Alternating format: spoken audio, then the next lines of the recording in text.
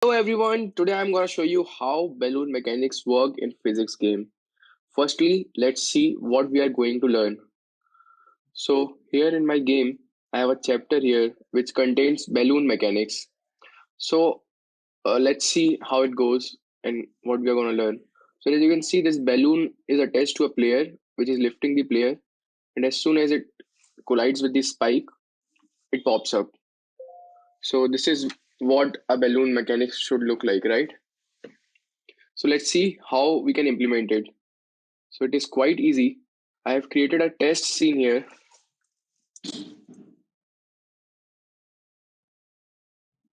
So this is a test scene.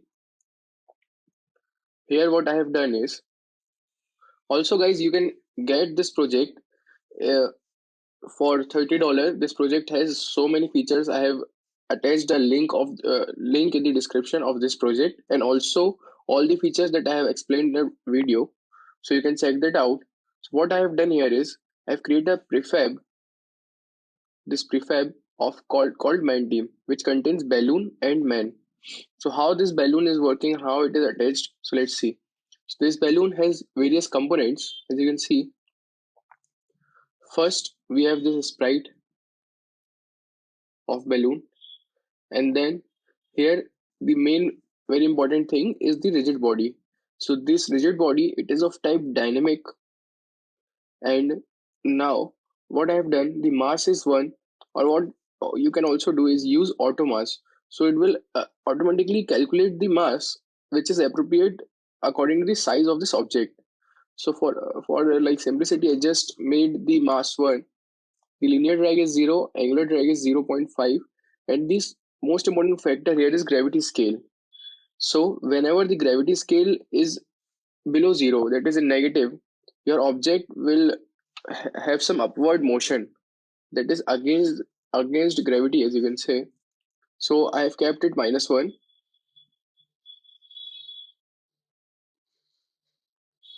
and I have attached a capsule collider to it just to give a really good feel.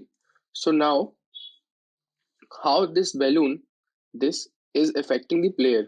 So it is made with the help of this component called hinge joint 2D. So I have added this component called hinge joint 2D, and in the connected rigid body I have connected one of the component of player called link. So I have just made this link here just to connect it with the balloon. Here in this link also, as you can see, yeah. So this link is nothing but just it is also connected to this body component. And now this is a line renderer. So for example, if I remove this line renderer here and its script, so what will happen is the connection will be there between balloon and the player. Let's see. So you can see there is a connection between balloon and player. The player's mass is very much higher. That is why the balloon is not able to pick it up. But as you can see, like they are connected. For example,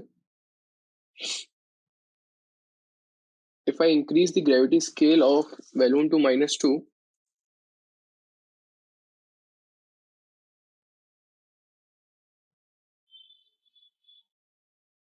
as you can see, yeah, it is now trying harder. And let's increase the gravity scale too much more. Oh, sorry, decrease the gravity scale, I would say. So as you can see now, it is going like it is trying to pull the player upward since the gravity scale is very much high. If I increase the mass, then yeah, you can see it just flows very fast. So now, to show this connection between player and balloon, I have attached a line render component to our balloon. Let's see how our line render component work. So this is our line renderer component and its position. As you can see, so I have given this position.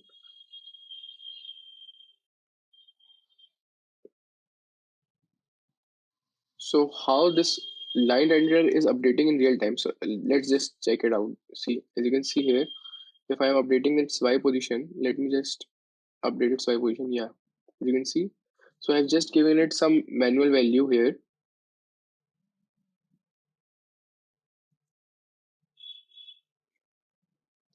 So now, uh, how it is updating real time, we will see that also. So suppose it is being done with the help of this script called line renderer, line script. So if I don't attach this script or I just set it active to false, so line will stay in one position. Sorry, as you can see, yeah, this line renderer is static. To make this line renderer dynamic, I have created this script called line script and given it a line component of this balloon. That means it is now pointing towards this component. And now let's see how it is manipulating this. So every line component has two parts, that is start index and end index. So start index you can say 0 and 1 is the end index.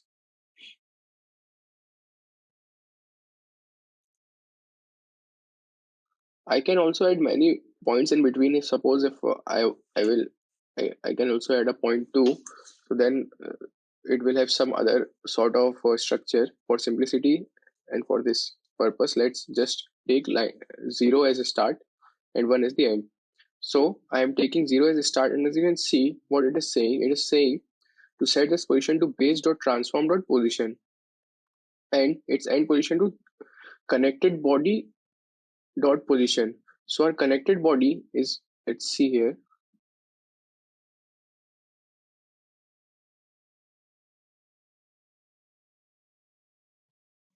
So our connected body is, as you can see here, pointing towards the link. So its start position is this base.start.position, and its end position is here the connected body, that is our link dot position. So that is how our line renderer is updating in the real time. So let's see the magic here, a very magical thing. Here I have a home. So this is basic game object with in which I have attached a polygon collider 2D and rigid body 2D. I have set its auto mass to 17 and gravity scale to 1, and now I have attached it with a balloon. So this is my balloon. It has all these properties. So I have used auto mass here, and to give a feel of a movie up, let's duplicate this balloon and make some copies. Let's create around 20-21 balloons and then hit run. And now as you can see it starts to feel like, so as you have seen that it is moving towards right. Why is it so? Can you guess? The thing is that everything is evenly distributed, but this thing here, as you can see here, this pipe is extra. So that is why the weight is more towards the right side. If we add any object that has a weight equivalent to this one, so it will go upward.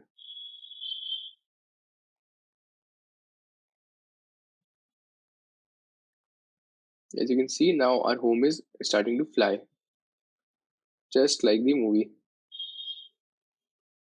Isn't this amazing, guys? So for more such tutorials, please do like, share, and subscribe to my channel.